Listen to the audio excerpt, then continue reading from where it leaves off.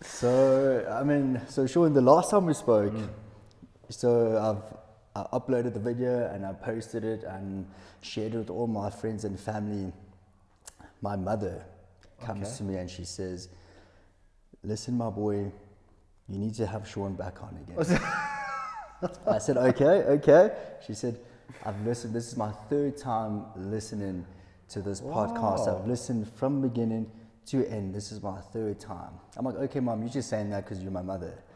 I get another client, and he said exactly the same thing. He said he's watched it now twice, from beginning to end, and he said, "Please have him back on." And then I had a client, and she actually messaged me, and she said, "It's because of this podcast that I've actually managed to make an appointment with Sean, because I feel like that's something that is missing in my life." So these things are making a difference. I think they are touching people, even if it's just one or two people. I think it is making a difference. And so, one of the biggest feedback one of the things that was asked for me to do today is actually give you the space to really briefly discuss what is it exactly that you do. And I know we sort of spoke about it previously. People that sort of understood, but they said they would like to know a bit more detail as to what exactly it is that you do as a Bowen Therapist and structural medicine. Just that, to be very honest, that is something I still battle to answer, and it's 18 years down the line, right? As you get deeper into this sort of work, you realize, you think you're doing this, and then you realize, well, you're also doing this, and you're doing this, and you're doing that. So I remember, we were just chatting before we started recording, when he was much younger, I think 3 or 4 or 5, somewhere there. He just said, "My dad fixes people." And so that's, when people ask me what I do now, I just go, "I fix people." But look, Helen, when people ask, it's hard as well. When people ask me what I do, I just say I'm a body worker.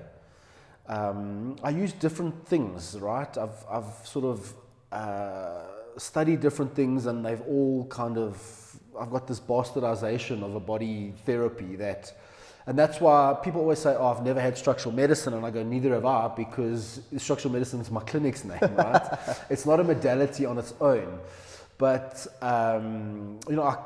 again, I've studied different things. The majority of what I use is something called Bowen Therapy, because I'm an instructor for the academy in Australia, and it's been, part of my life, probably the longest out of all the modalities. But at the end of the day, and I think we touched on this last time, really all dysfunction in the body, all dysfunction in the mind is an imbalance, right? So it's an imbalance in the body, it's an imbalance in the mind, and my work tries to restore balance or encourage the body back towards balance. So, people will say, "Oh, thank you, you helped me with my headaches or back pain." I go, "No, I haven't done anything. You've done it. Your body's done it." It's the same with what you do. You create an environment for the body to self-regulate, to heal itself pretty much, right? So whether it's exercises you give or the massage, whatever it is, even talking. I'm sure you have quite in-depth quite in-depth conversations with your clients. And these all create mental changes, right? You create physical changes with what you do, but it's all one thing. Yeah. And so that's how I look at my work. You're really just trying to take a dysregulated nervous system that's giving off symptoms of pain, because that's what it does when it's unbalanced, we all unbalanced, no one is perfectly balanced, but when it's a dysfunctional state, and all I'm trying to do is create an environment where the nervous system can start regulating its own systems, right? So that's like the basic foundation of what I do. And I think all healing arts or all healing modalities move in that direction. So whether you use needles or you use the chiropractic, the traditional chiropractic adjustment, or physio or K-tape or whatever it is, it doesn't matter. I think deep down that's what everyone's trying to get to, is because really, I tell my students as well, you are not doing anything. The body is fixing itself. It's sometimes just a little bit stuck, and you are, it was actually weird because in clinic this morning I was working with someone, and what popped up in my mind was, like an avalanche can be started just by pulling the tiniest rock out of the incorrect place, and you'll have a cascade of rock or snow, it doesn't matter, coming down the mountain. And that's how I look at my work. All I have to do is just find the right little, the right Jenga block. Because if I pull the right Jenga block, that whole tower of dysfunction collapses. And so, circling back, I just use different things, different methods that I've studied. And like everything, it's like fashion. Sometimes I find I'm using a lot more of one thing, and then I don't use it for 6 months, and then I find someone needs it, and then there's like a lot more people need it, So it just depends. I always try to keep in mind that I'm not doing anything, right? It's the person's body. You have this innate intelligence within you. It's self-regulating, or it seeks self-regulation constantly. It's always looking to be in balance. And it's fine to be out of balance for short periods, but if you maintain that out of balance, then the nervous system shifts, and then we go from fight or flight, which is completely fine and normal, into what's called dorsal vagal shutdown. And this is when we get the real like back pain and headaches and all of that. So all I'm trying to do is shift the nervous system back into what's called social engagement, where we feel our nervous system feels safe, it feels calm, it's relaxed, because in that state it will regulate itself. You will fix yourself to a degree. Look, if you've severed your spinal cord in a car accident, that's not, well, for now it's not coming back, although you do hear some incredible miracle stories of people actually healing themselves. So that's what I do in a nutshell. Hey, so you've mentioned trying to get the body in a close enough sense of balance. Now that word balance is quite interesting, because I would ponder upon this, and also very similarly, I would think what I'm doing is to create some form of balance within the system itself. What would you say, in your opinion, what is balance? And I say that, and I'll give you a bit of context to that, is people assume that in order to achieve balance, you either have to remove something or you have to add something. Now, based on the work that I've done and seen patients, I've actually realized that balance, very less likely than not, it's not actually a removal of anything. It's actually a lack of information that we haven't received. And information, not just in terms of verbal information, but sensory information, pressing a certain point, bringing people's awareness to certain parts of their body. And I realized being out of balance is actually just a lack of information, and by adding in that relevant information, do we then achieve that sense of balance? What would you say, what is balance in your mind? Look, it's hard to achieve. I don't think anyone's ever perfectly in balance unless you're dead, right? Because then everything is just balanced in a particular state. Life is imbalance, right? And I think our natural proclivity is to growth, and anything that's growing is not in balance, right? I think if you look at different people have different sort of interpretations of creation, but if you look at the Big Bang, for example, I mean, the universe is expanding at, 300,000 kilometers a second, something like that. I'm probably a little bit off. So it's continuously expanding itself, right? And we are that. We are nature. We are that. So I think deep within everyone, there's a push to growth, to constant expansion, right? And I mean, look at us. We grow to a certain point, and then we kind of start to deteriorate, and then we leave this plane, right? So I think with modern society, we quite too often too comfortable, okay, and then we achieve balance, but we become very stagnant, right? And anything that's stagnant eventually dies. Water will go green, a plant, anything that doesn't keep growing eventually, can't keep up. And so I think, balance is good, don't get me wrong. There should always be, and I look at it like just in terms of the nervous system, we're designed to function in homeostasis, right? But when a challenge comes on, or we're looking to start a business or expand or whatever it is, we shift into what's called spinal sympathetic, fight or flight, okay? And so we find to operate in fight or flight for short periods, but what should happen is we come back to homeostasis, and as we start coming back down to homeostasis, our baseline functioning, our balance state rises, right? So we don't come back round to base level or ground zero, we come back a few stories above that, okay? And so now we've got this resiliency in our nervous system to cope with different things.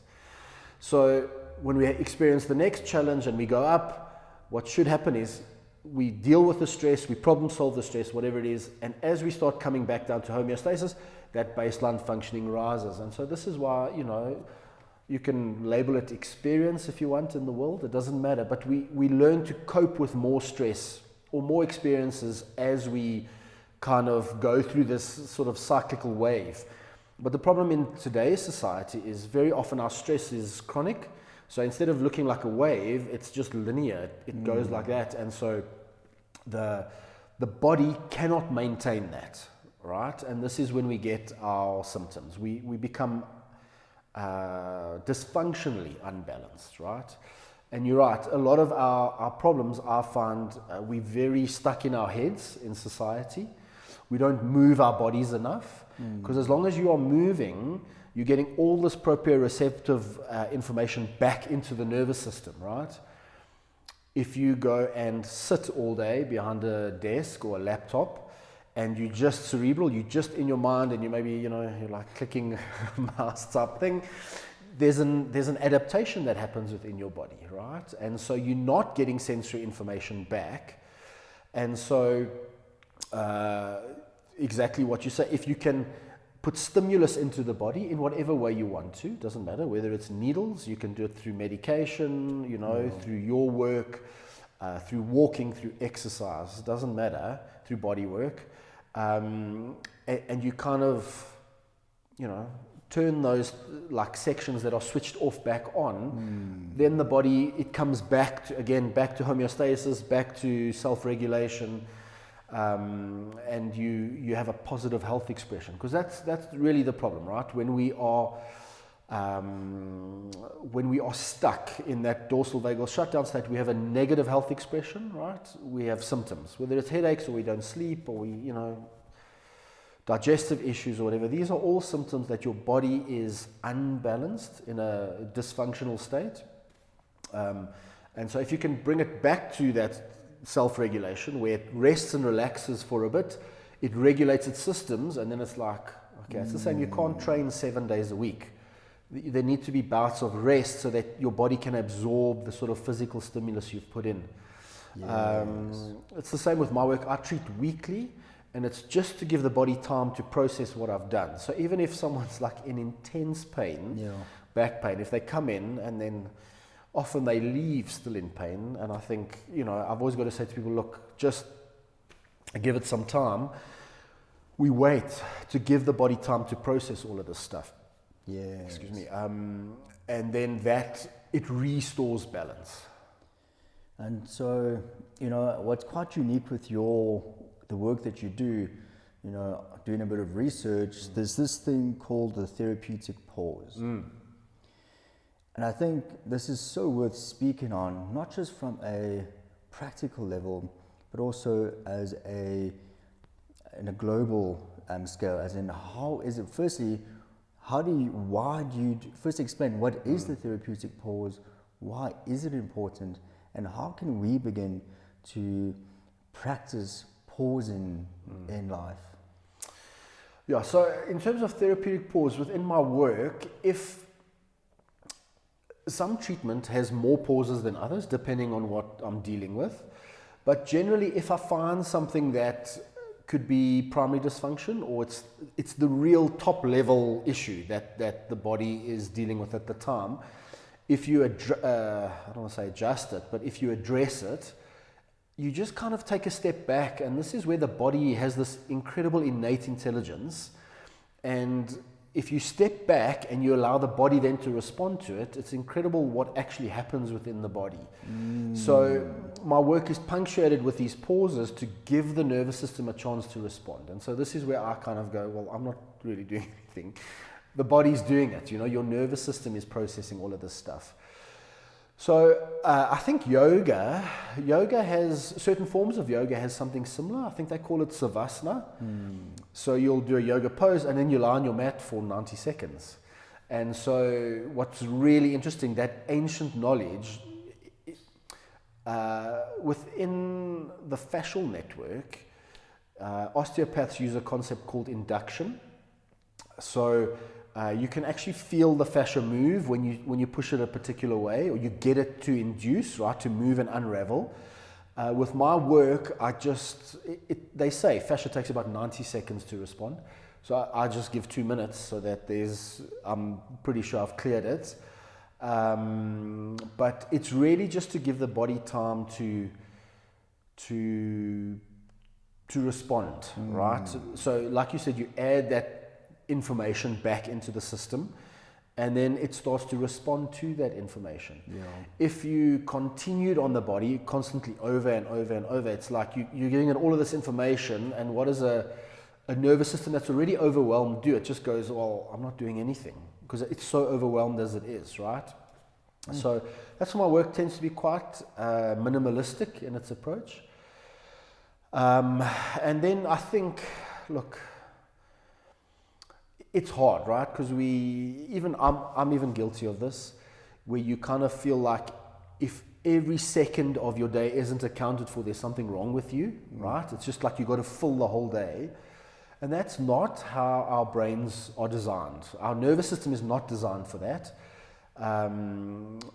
Really we are energy conserving machines. We look to do a shortcut or take a shortcut whenever possible, right? We don't want to, and this is why we have the levels of sedentary obesity in society, right? We just have access to all of this like highly processed foods, and we're not moving, and we have a problem with, weight in society.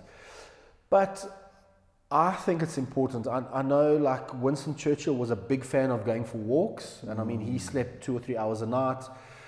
He took these breaks in his day because that's when his good ideas sort of came up. A lot of people nowadays, I'd say not a lot, more the sort of executive level guys who run big companies are starting to, I even read Mark Zuckerberg said he goes into the office very seldom, into Facebook headquarters, and he sits in his home office and looks into the garden a lot of the day.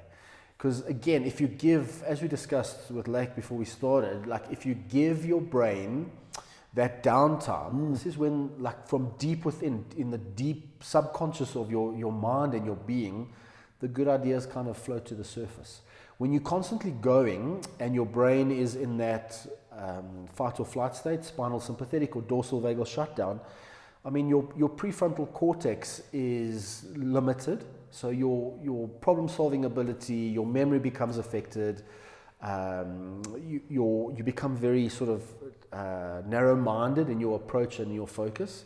This is why when you just go on holiday, you go, "Why was I stressing about that?" Or suddenly the solution pops into your mind. So I think it's very important to take breaks. In fact, I'm kind of moving back now to. I used to take Wednesdays off. And then I got really busy, so I started working we've gone 5 days a week. But I'm going to slowly start coming back now, where I'm going to take a day off in the week, because it just makes me a better therapist, better, better father as well. We all need these breaks, but Yeah. it is hard just because society expects so much of us, you know, whether it's your employer or, you know, life. It's not easy. But again, if taking a day and going to lie in the sun, which I highly recommend, like in your garden, just to get your nervous system to regulate, then do that. You know, Absolutely, don't. We are not machines, and I always say this.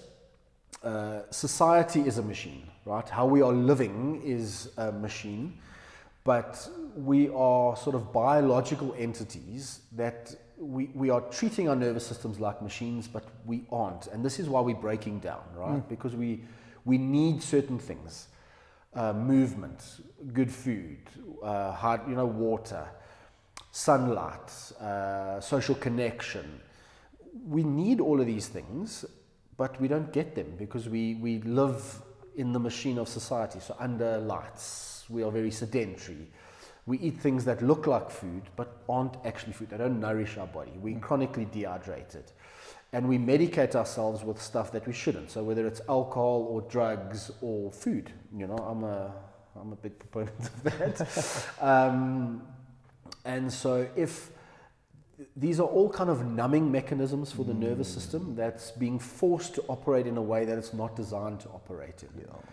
And so, yeah, I think if you can give yourself that break during the day, you know, the father of modern psychology was an American guy called William James. And he said every man should, if they can, take 4 weeks off a year, 4 solid weeks off a year. Because he says that's when your good ideas come. This is when you kind of go, okay, well, what am I doing with my life?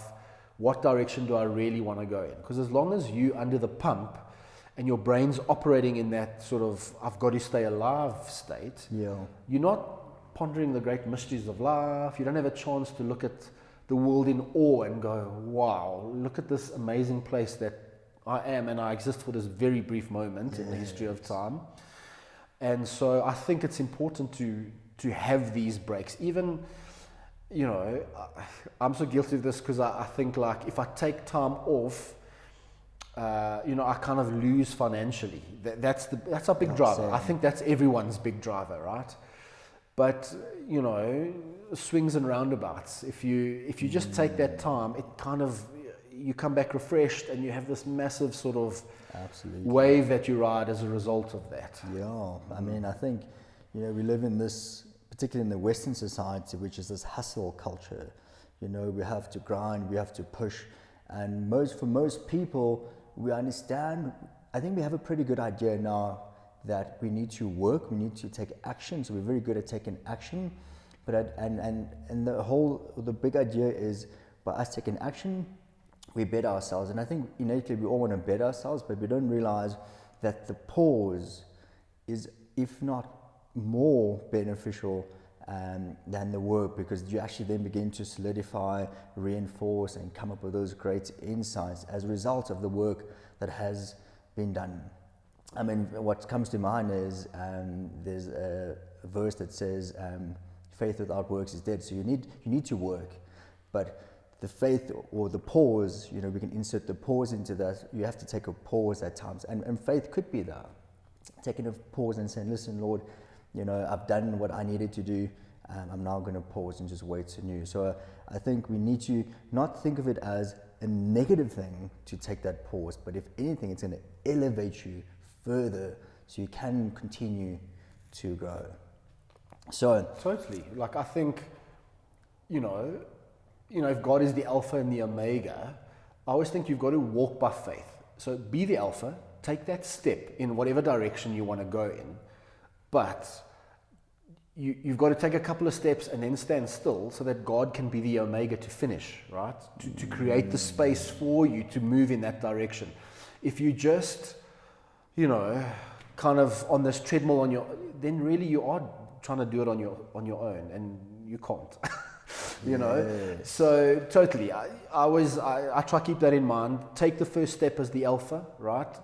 Go in the direction you want to go. If it's a direction that God has shown you, or you feel that you must walk in that direction, but also, our nervous systems are designed like this. So we're designed for periods of like intense stress in short bursts. So walk and then stop. Allow your nervous system some time to regulate. Allow God to work that space that's still ahead of you in your life. Come back to homeostasis, and when you feel ready again, then take the next couple of steps, right? And then rest, so that your nervous system, you can develop that resiliency in whatever direction you want to go in. Sure. I mean, there's so much that I could, sort of just add to that. And this is actually part of what I wanted to chat to you about today. So I'm actually going to find that, because I think this is such a good place or to carry on. So, speaking about healing, and I think many people are suffering. Many people are looking out for healing, whether it's sickness of the body or sickness of the mind. And we've read all of these biblical texts, and we've come accustomed to all the miracles that have happened before us. And then you come across scripture, and many people have said it, that these miracles that have been done before can be done right now, and if not more. And so I feel like we have lost this ability, this innate divine ability that we all have access to. I feel like we have lost it. Whether you look at the healing of the lame, or the healing of the blind, or whatever the case may be, these innate qualities we have access to, but we do not tap into that. Why do you think that is? I think we've lost our connection, right? We kind of look at the world through a very scientific model, which is great. Trust me, I'm not an anti-science guy at all. But the problem is, it's a particular paradigm.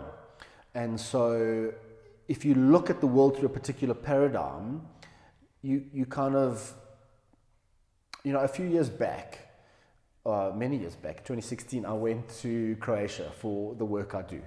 And I got there a day early, so I sat with one of my mentors on the sidewalk, on the pavement. Listen to me, American. Drinking. I swear, I must have had like 10 cappuccinos that day. And we're just talking backwards and forwards. And I actually cannot remember anything except one line from that whole conversation, right? And that line is, if you don't have eyes to see it, you will never see it. Okay. So if your perception excludes certain things, and I've been guilty of this, right? If your perception excludes certain things, you will never see it, right? Because you're already excluding it. And so I think we've kind of, we live in a world that, and, again, this is great, because without science, we wouldn't have aeroplanes and we wouldn't have cars, like all of that sort of stuff. But I think we are trying to apply us as biological entities into this like machine world, right? So our perception excludes miracles. Well, science can't prove it, therefore they can't exist, Yeah. And I think the majority, again, I'm very big on like groupthink. So if a society as a whole believes something, then that becomes the truth, right? That becomes the prevailing truth, even if it's false. And so, look, we can go deep on this, but I think if you are still connected, and I mean connected to source, and you can call source God or nature or whatever it is, I think it puts you are more in the stream of experiencing miracles than not, So, and how do you think, I can almost immediately hear someone saying, okay, Kaylin, but how do you actually begin to increase your perspectives to include more, so you can, expand on your experience? I mean, you've mentioned the Wright brothers and how they created the aircraft. There was no science to back it up, yet they had a vision. Yeah, they had the sense of the possibilities of what it could be. Sure. And I think, to your point, we're so focused on the signs of today, but we don't focus on the possibilities of tomorrow. Totally, I like that. Yeah. There's a study that showed people are no longer dying deaths of, or majority is no longer deaths of real sickness and disease, but deaths of despair. People feel lonely, isolated. And so how can we begin to connect with the divine, to connect with Source, to God? What could be the one thing that could get us closer to, I believe, our true essence of who we are? Look, I think there's different things. I think, we've lost a lot of ritual within society. I think if there was a return to ritual, like a kind of, a return to more traditional beliefs, I think it will put us back, because as technology has evolved, right, it's connected us, right, in a sort of ethereal way, but disconnected us physically from each other. And so I just think if you spend time in nature, if you spend time in church or your religious belief, whatever that is, I read a thing the other day, which I think is like, it was mind-blowing for me. If you look at, was it Leonardo da Vinci? He painted the finger of God, where God is, that famous painting. Yes. It's Leonardo da Vinci. I think it is. I hope, or it's Michelangelo, one of the two. But if you look at where their fingers touch, God's finger is stretched out fully, and Adam's is bent. Right? They're not touching. And so the theory is that, whoever painted it, I'll have to just double check, is God is always looking to reach us. He's always reaching out to us. We have the option of connecting, right? And so, for us to exist, what was mind-blowing for me, look, I've taken plant medicine. So if you do not believe, I recommend just take some plant medicine. It will change your life. What was a very big sort of, we are worshiping God constantly, right? So if you look at Hebrew is a very energetic language. To translate it directly is quite tough, right? And so the name of God in Hebrew is Yahweh, and so we spell it, what's it, Y-A-H-W-E-H, I think, something like that. But the original spelling of Hebrew excludes vowels. So it's Y-H-W-H. How do you pronounce that? And you can't pronounce it in English with vowels. But if you keep your mouth open and you go,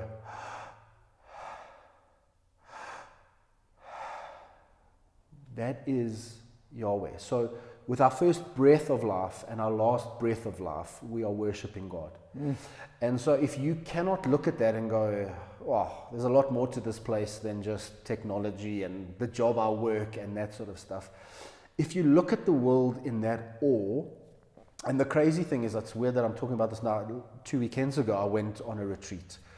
And one of the things that came up for me there in medicine was, if to cope with your stress, you need to look at the world in awe. So look at creation, whether it's your kids or nature or whatever, and just look at the world in awe. Because I think it wasn't explained to me. I think I need to figure it out for myself. But if you look at the world in awe, then all of that stress, all of that negativity, that pain, it kind of goes away, Yes. So, there's that classic, you're a spiritual being having a physical experience, and I know it's like overly used and overly said, but I think we've lost sight of that. And I think the moment we can make that mind shift back to that, like, I think it's like 400 billion to 1, the fact that you exist. Yeah. That's incredible. Those odds are incredible. And to be here for this very short period of time, I don't think we're all meant to be marketing managers. for 40 years and then you go on pension and die 5 years later. I don't think that's the purpose of life. So yeah, to kind of come back, I think God is always reaching out to us. I think you need to figure out what your language or connection with the divine is. You know, whether it's going to a traditional church, whether it's sitting in meditation, whether it's running ultramarathons, going on a hike, whether it's what you do in life is as a service to mankind, that can be a form of worship and connection as well. So I think there's different paths, many paths up a mountain. Yeah. You just need to figure out what that is for you. Whether it's a cultural perspective or personal perspective, it doesn't matter. So I did a retreat myself and I partook in this medicine and I was firstly my intention was very clear as to why I'm doing what I'm doing. Yeah. And more so as a seeker, I've always, when I went to my first interview ever, the guy asked me, who are you? And I had this existential crisis in that moment. It's a tough question. I'm like, who am I? I'm looking, I'm pondering, I'm contemplating, and the first thing that came up for me was, I'm a seeker of truth. I just want to know the truth. So anyway, I'm on this retreat, and long story short, I asked God, the universe, the divine, I said, what is it? What is our purpose here on this earth? And the reply was that our purpose is to experience the love. However, my people do not give themselves the opportunity to feel love and therefore give off love. Oh, I love that. Yeah. And so it's not that we cannot experience the love. It's not that we cannot experience the fullness of this of life. It's that we don't give ourselves the permission to do it. And I hope, as we discuss and we chat about this conversation, that people are realizing that this is almost like an action to remind people that they can give themselves the permission to experience love and to be loved. There's so many people speak about love conquers all and love is the true healer. What is love truly in your experience, and how does love truly heal and transform? Look, again, last weekend, for the first time, I've done a few retreats. For the first time, I actually experienced what you could consider like universal conscious love. Like you just sat in this deep, love. It felt like a stream, but one of pure bliss and pure contentment. And I think that's what real love is contentment. I think if we as people were content within ourselves, if we were accepting of ourselves, we would raise children that are contented, and they would raise their children. We would change the sort of trajectory of how we live our lives. But yeah, I think love has kind of been romanticized a lot in society, right? So it's not, the roses are nice and the diamond rings are nice and all of that, but that's, in my opinion, that's not real love, Again, I think love is an acceptance of someone else, their light and their dark, more importantly, because we are so focused on the good traits of someone, but really to love them completely, you have to accept the dark part of them, the part that they are working with. And generally, these dark parts are just a reflection of your own dark parts, right? So this is what soulmates are. They hold a mirror up to you and go, listen, this is where your work needs to be done. So soulmates are not moonlit dinners on some far-off beach. Those are nice, don't get me wrong. But true love, that it's, your soulmate shows you your darkness through their darkness. And the moment you can accept that,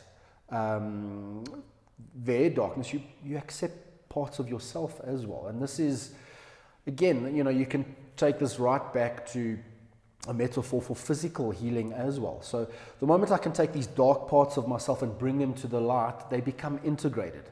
And it's the same with healing. If you put information into the body, it integrates that information and healing takes place. So, I mean, you can do it from a kind of mental perspective as well. Yeah.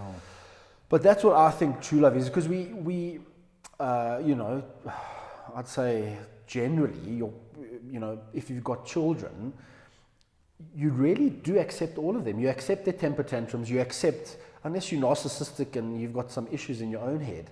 Yeah. But that is real love. And we kind of go, well, we can do that with kids and puppies because they're cute, right? But we battle to show another adult human being that sort of same love, that same acceptance. Because we're so focused on, we must be good, we must, yes, we must, don't get me wrong. But I think, I've always, and it's hard to, even I battle with that sometimes. Again, your soulmate is there to crack you open, right? To show you the bits of yourself that you need healing. And vice versa. You do that for that person as well, And so I think, again, even in relationship, true love that grows over time is connection, a break in connection, reconnection. And this is the model of homeostasis, stress, homeostasis. Stress, homeostasis. You're constantly coming back to connect, because as you kind of work through the relationship, or you're working through the dark bits of each other, you come back to the homeostasis where it feels great again. And then, okay, there's more work to be done now. You know? And then I think you get to a point where you've done most of the work, and that's when the real love in a relationship kind of kicks in. And I think it's later in life. I don't think it happens very early. But I think in modern relationships, we kind of, the moment our partner holds the mirror up, we don't want to see that. We don't want to see that part of ourselves. We're not willing to do the work. And so if we get rid of this person, the scary thing is when the next person comes in, they hold the same mirror, right? Yeah. The same stuff. Sure.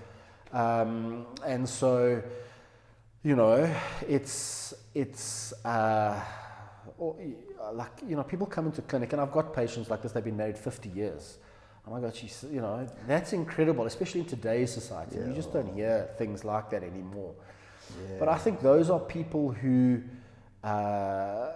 they've done the work together. There's this symbiotic dance now that they kind of stuck in. Yes. And hopefully, whatever you believe, whether you're on to heaven or you come back in another life, maybe things will be a little bit easier because you've done the work like you're supposed to do. Yeah. I think the thing that screams at me as we speak is, number one, if someone is suffering or wants to connect more, one of the best ways to connect is to firstly practice self-acceptance. Self-love equates to self-acceptance. And if you can begin to practice that self-acceptance, you then can expand that to those around you. Can you accept your partner? Can you accept your kids? Can you accept that aunt that is irritating you at the moment? Can you accept your neighbor who you guys are always quarreling over? Can you accept?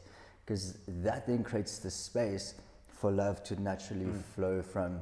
Maya Angelou says that love liberates. It never holds on to, it never clings, it never binds, it never says, you're going to do what I want you to do. Love says, do whatever it is that you feel you want to do. And so, I feel like if we can just begin to accept ourselves, that's actually where it starts. Because we judge ourselves so much, It's been said so many times, but I think it's so true. We are our worst enemy because we judge ourselves, we criticize, and if we can just begin to practice that self-acceptance, I think that will be such a great starting point, to connect with God, to find yourself in that state of flow or bliss. And so speaking about, and even with relationships as we've spoken of, I think the people assume that I should always be in a state of flow. I should, because if I'm not, then it means there's something that's wrong. So we label the situation as wrong because how am I not in the state of flow continuously? And I think there's a lot of judgment toward that. But as you speak, you mentioned how you go through this phases of fight and flight, and then homeostasis, and you go but you need to come back to love, but you shouldn't discriminate or judge the fight and flight, because that is what elevates your state of love. It is the fight and flight that elevates your love, because when you can go through that fight and flight and then create homeostasis at this level, you're no longer at that level. 100%. And so you can actually, it actually causes you to love even more. And for me, that's quite profound, because we judge the fight and flight, we judge the argument, we judge the quarrel, we judge the angst that you have towards your loved one, but not realizing that that's actually what's going to elevate your feeling of love. Totally. You got to do the work, right? I love the story or the metaphor of Jacob wrestling with the angel all night, right, to prove that he was worthy to God. Or God sent the angel to prove that Jacob was worthy. And I think that is the thing. Consciousness cannot exist without suffering, right? So we've come into the world, and the world's like a harsh place. It's designed that way. Like, it cannot be, I often think, in the Kabbalah tradition, and I like the concept of this because it kind of explains the Big Bang. God withdrew his energy from the vacuum, and that's what created the world, right? So just talking with my son, off camera before we started the other day, I said to him, I think that's why life is so hard, because God does not exist in this world, okay? He cannot exist because we exist, okay? So this is where Lake goes, like, well, God's having this experience through us. And it's kind of like, it's the way that God experiences himself, because if you a candle in the sun, how do you know what that little flame feels like? If you separate the candle from the sun understands the candle understands the sun, right? And so I like to think, I watched a clip, a reel, and it was Jordan Peterson, and he was interviewed by a guy, Tom Bilyeu. I don't know if you know him, Impact Theory, he's got this thing. And he asked Jordan Peterson, he said, if I do not believe in God, how do I create that belief? How do I, and it's also one of those profound, life-changing statements. Jordan Peterson, he thought for a bit, and he said, do you suffer? And Tom said, yeah. So Jordan said, do you suffer in your life, whether it's, your relationship, or you've got this business, and do you have challenges? Do you suffer? And he said, yeah. And he said, you are worshiping God through your sufferings, right? This is life. And so I think relationships are the same. It can't be, you need the duality to exist, right? Because bliss in a relationship, how do you know what bliss is if you don't know what the opposite of that is, right? The dualistic nature of it. So I think Carl Jung said only the tree whose roots reach down into hell can grow into heaven. Sure. And so it is, the deeper you go and you start to do that work, that dark work of bringing these aspects of ourselves up to the light, that you get rid of the darkness, it allows for better connection with someone else, whether it's a physical relationship with a partner or that connection to God. So I think if you want to connect to God, start to do the work on yourself, honor him in that sense of, I love the concept of in Buddhism, the lotus flower is a very big sort of, it's a part of their religious belief and iconology, I think the word is. But the lotus, it starts in the bottom of the pond in the mud. And as it blooms, it starts to grow up through the water towards the light. And then it pops up and I think, they use it as a metaphor for the journey of life and, where we should be going. But you can apply that to any religion, any belief structure. Yeah. So if you're constantly doing the work to connect to the divine, then you're doing the job, right? But the connection is in the work. It's not just give it to me. You've got to search, you've got to seek, you know. So I think I really like what you said. I'm a seeker of truth. You are, you know, you are probably a little bit more self-aware than a lot of other people. So you are constantly going, okay, well, I'm in homeostasis now, what's my next, you know, and then what's my next and what's my next. And we should be moving towards the light or to the divine or towards God. Sometimes we need to rest, but that should be the continual process, you know. Sure. This is such an important conversation because it doesn't just speak about the work that we do, but it speaks about, you know, us as the human experience, as we just described now, in that when we have this ability to go beyond ourselves, when we have this ability to not only focus on the science of what is right now, but to know that there's so much more possibilities out there to go beyond and know that, you know, it is our making.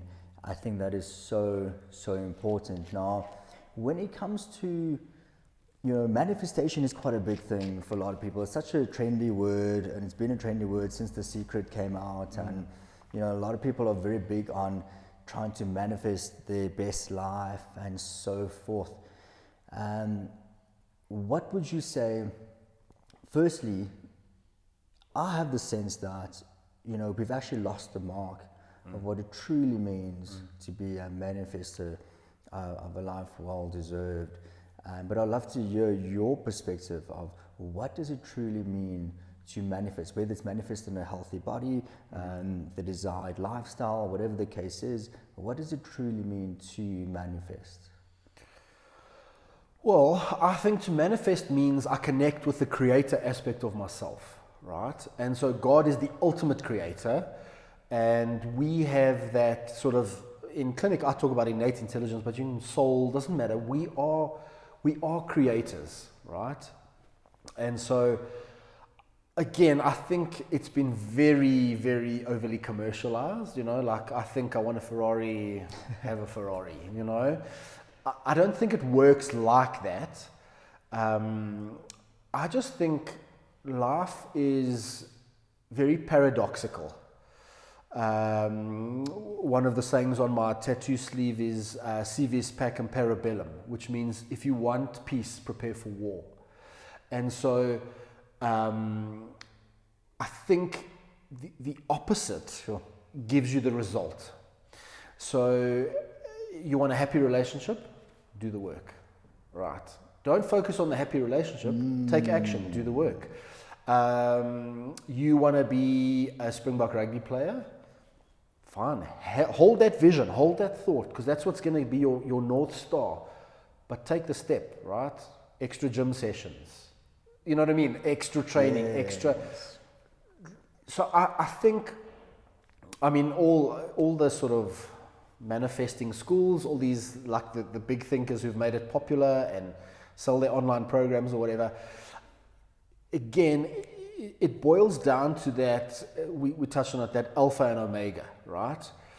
So the alpha is I must take the step. Yes, I manifest in my mind, but it's, what did you say? Faith without works is dead. There we go, right? That is manifestation. So yes, I have an idea of what I want to achieve, and I bring sort of heart coherence, and I bring my emotions in line with that. I feel what that feels like, but that's just a feeling and a thought in my brain. So the moment I can get my actions to align with that, then yes, then manifestation happens. But I think a lot of people kind of have this idea, well, if I just sit for 20 minutes a day and visualize what I want, it's going to pop into my lap. And it doesn't work like that. Yes. Again, if you come back to that picture where God's reaching, your best life is constantly reaching for you, right? Sure. It wants you to thrive and be happy. And But the problem is you have to walk towards it. You've got to take that step.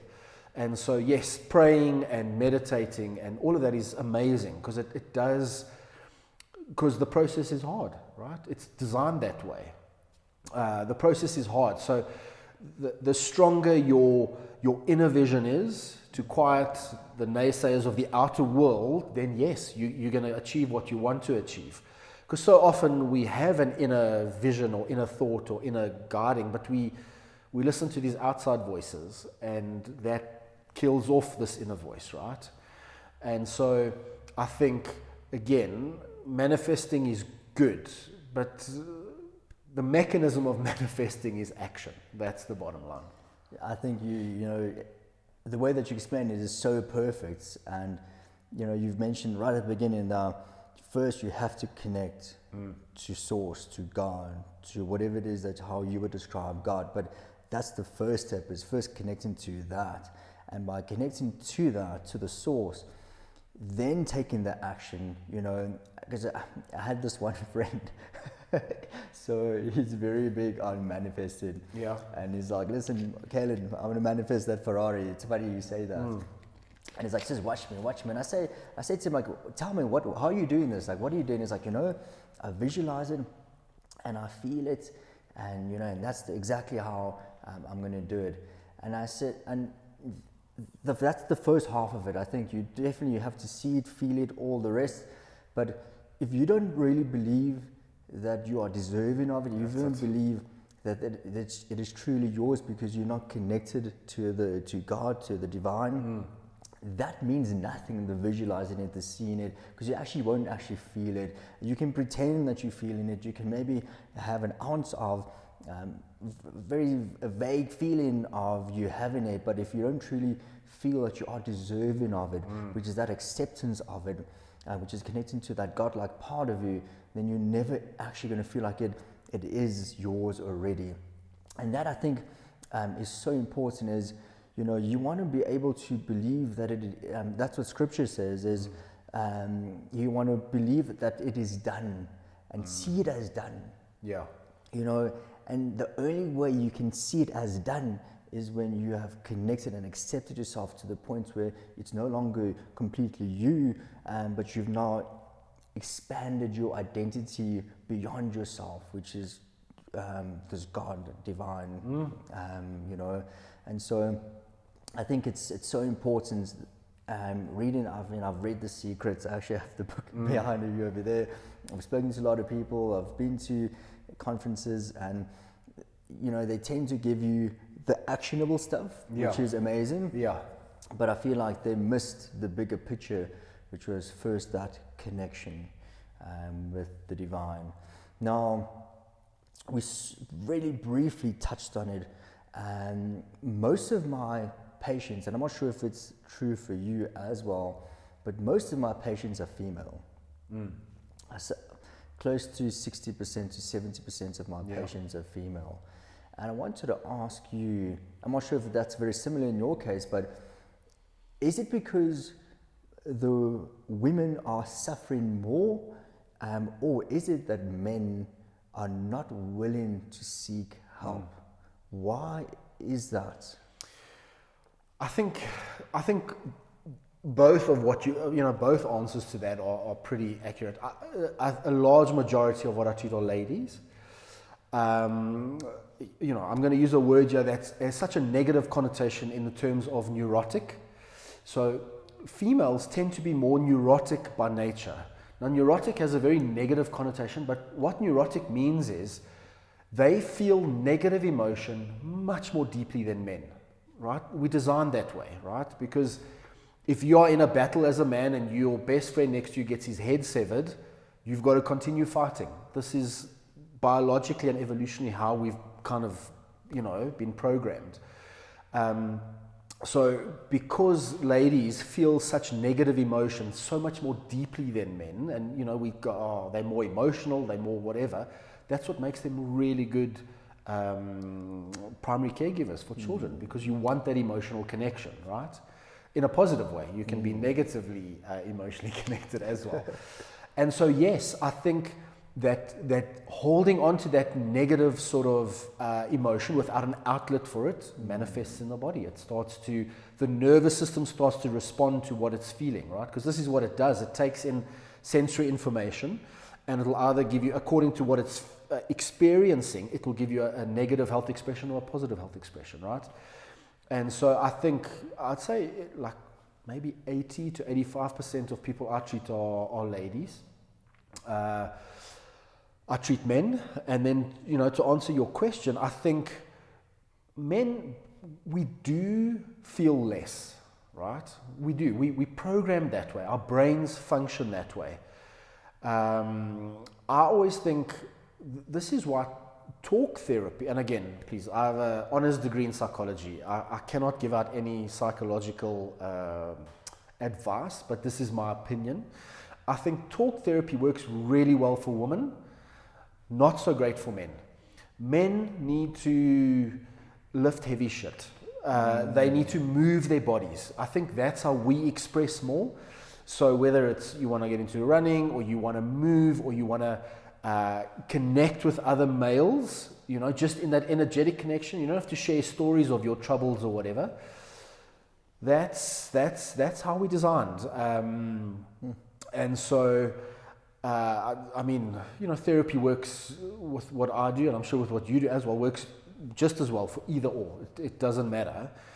But I think ladies are a little bit more emotionally attuned to what's going on inside their body, so they do seek help, right? Men, maybe perhaps we live in a society where you got to be the big tough guy. You don't, Yeah. I just think you should always reach out for help, but I think the help you're given is important, right? So if talk therapy is not going to work for you, then find something else, whether it's taking up cycling or, being part of something.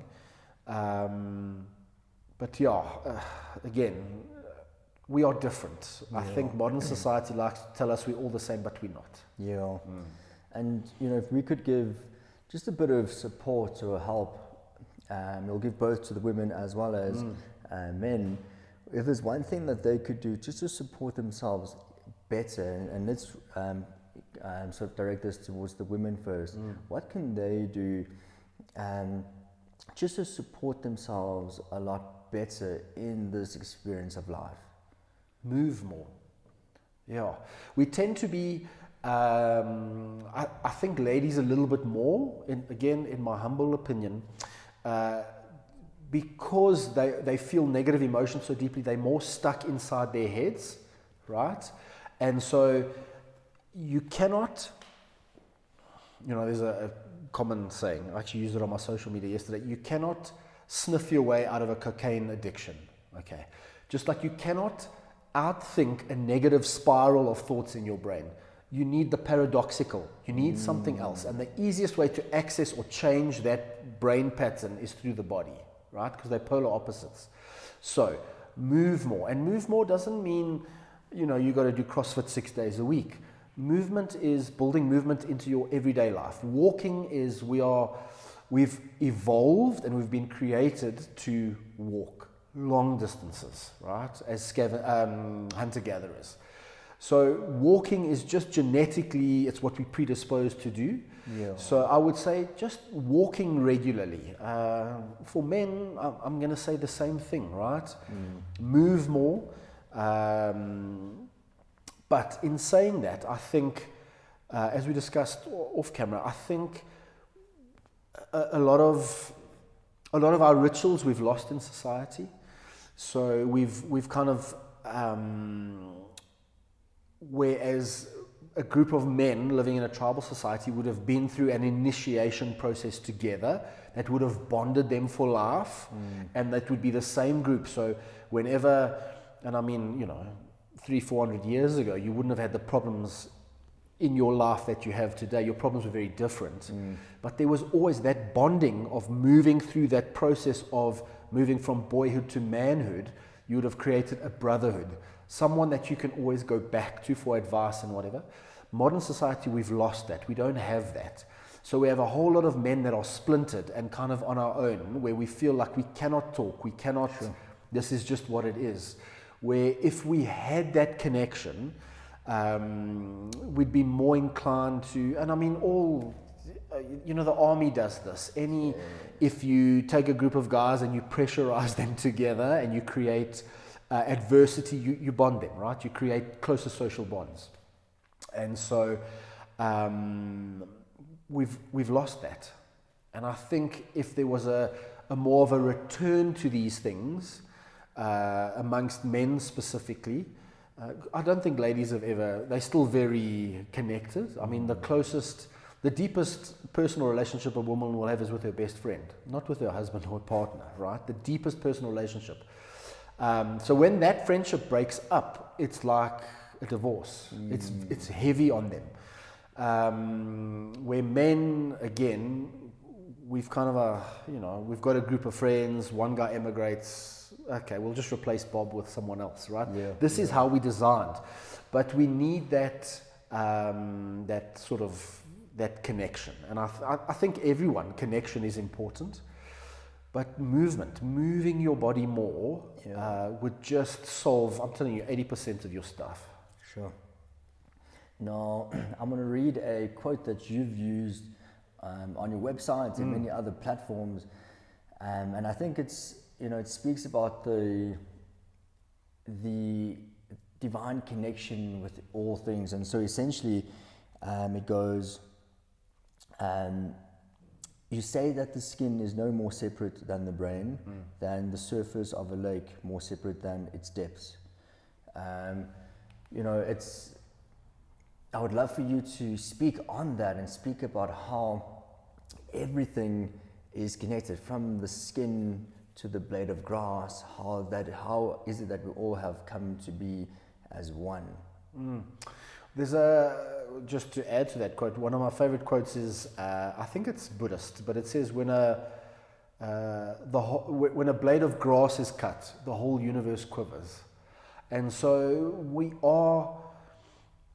everything is connected. And I think, we can, just to circle back to what we chatted earlier, the moment we stop realizing that, we stop reaching for that connection, when we kind of go, I'm on my own, that's when things really, we battle, right? Our body is designed that way. If you look at just our digestive tract, actually, it's exposed to the environment, right? The gut, all of that, it's exposed through our throats and then out through the bottom. And so everything is connected. What's happening on the surface of your skin is actually happening to your gut on the inside. Just from a physical point of view, your skin is highly sensitive. It's got all of these proprioceptors, right, that pick up different sort of things.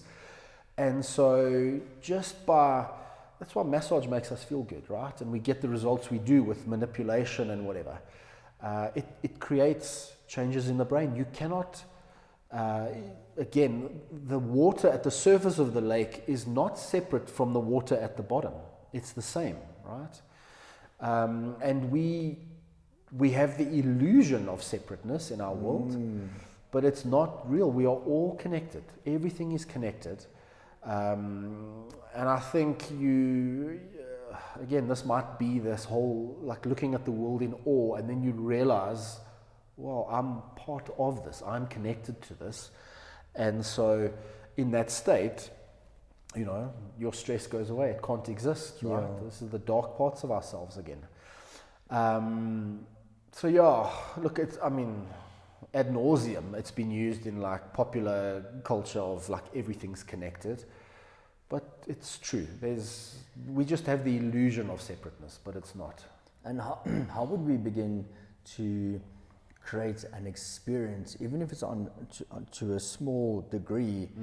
Because I think that's what people are yearning for. It's not really this cognitive knowing of connectedness, but more this visual experience of connectedness. And this is not to give people that experience right now, because that's not possible.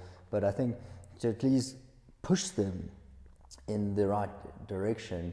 What can someone do to begin to feel this sense of connectedness?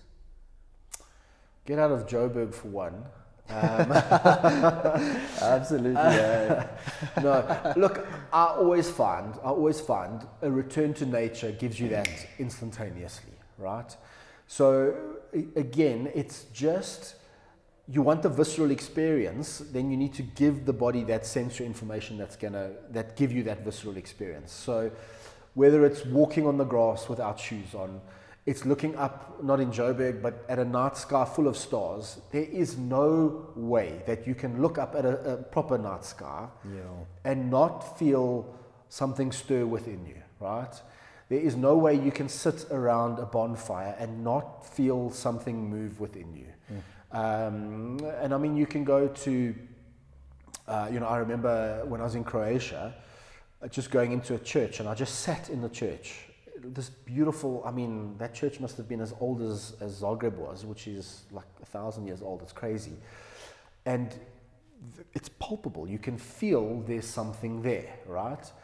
And so put yourself into an environment that you can experience that, sitting in front of your screen in an office and then going home to put yourself in front of Reels or TikTok in front of a screen will not give you that experience, right? Because again, this is technology just trying to hijack your brain pretty much. So I think a return to more, a quote, my brother actually sent it to me a couple of years back, and it was in the old days, and it was as it related to working. A lot of jobs were manual jobs, right? So whether you're a farmer or you worked in a steel mill or whatever, my body was tired, but my soul was happy. And today, my body's not tired and my soul's not happy, Sure. So I just think your physicality, you're a vessel, right? Your body's a vessel, it's a house. And so I think personally, your physicality is, and I think this is why in all religious traditions, fasting has been such a big part of that connection to the divine. A lot of the sort of Indian ascetics, they would starve themselves, live in squalor and poverty. And the Buddha kind of went, look, that's not the way to do it. You need a middle way, which I'm a little bit more inclined to follow. But again, your body is this incredible thing. I don't know how else to say that. And we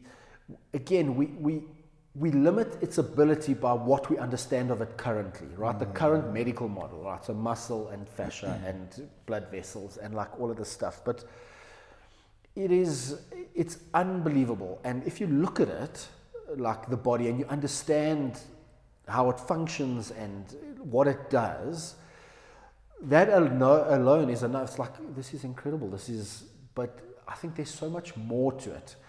And so if you use your body, you can access that divine aspect. Again, It's paradoxical. Like we think God is out there. He probably is. But if you want to get to know him or connect, you've got to go inwards. This is the paradox, right? So turn your attention inwards. And the best way to do that is to feel physically, right? So whether it's you can get into an ice bath or run an ultra marathon or walk in nature, I think that's why there's been such a big resurgence in hiking. There's so many people that hike now, and I think it's just people are looking for that connection, and it's a way to do it, Absolutely. So I've always said to people, we are the extended hand of God. We are that exactly. And so I'd like to end it off with a bit of a question with that context in mind, saying, if we are the extended hand of God, if we are the lips of God, what do you think God would like us to know in this time and age that we're living in right now?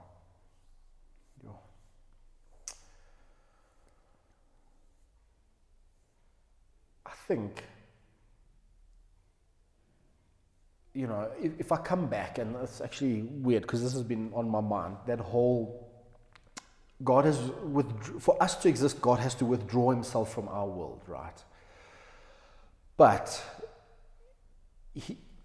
his works, his manifestations happen through us. So exactly like you say, if we are God's hands and speech and eyes or whatever, then he works and moves through us in the world, right?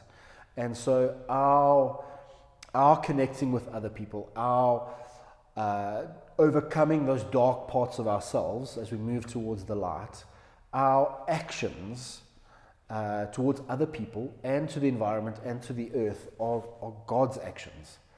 And so we should always, it's not possible because we're human, that's the bottom line, but always our actions, our words we use, the thoughts we think, which are sometimes difficult to control, should be to the greater good of humanity or humankind. Because I think that's what God would want, right, for his creation. Yeah. So, yeah, I think, those old bangles of what would Jesus do, you know what I'm talking about.